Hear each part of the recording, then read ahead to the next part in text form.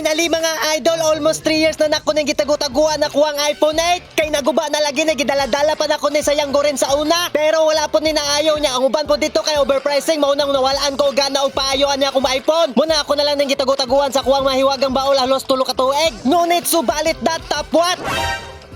Bang! Naay nag-open diri sa tibong ko og cellphone repair shop. Mao ang TRGGD Software and Hardware Solution. Bag-ora na sila diri nag-open mga idol, pero kita ka ng mga gamit nila. Gamitan jud na nila microscope para makita jud na nila kung napagyud sa pagigugma sa imuha o wala. Yan ka na namang pasulyap-sulyap sa'kin. Lagi Kay kung wala, makita man na dira sa microscope kung wala na siya spark. na lang paligaw-ligaw tingin.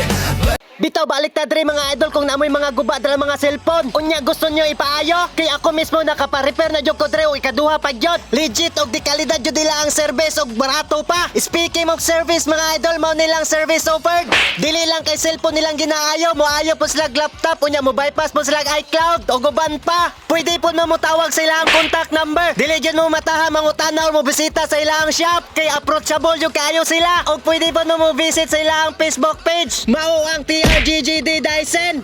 Og open ni sila mga idol everyday as in Monday to Sunday. Alas 8 sa buntag hantod sa alas 8 sa gabi.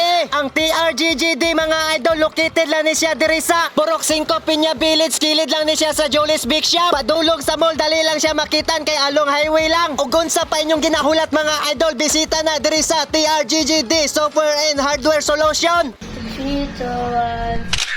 Lagi kong naaalala ang kanyang ganda.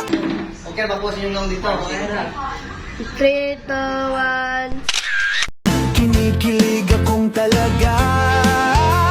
Di naman siya Okay, salamat.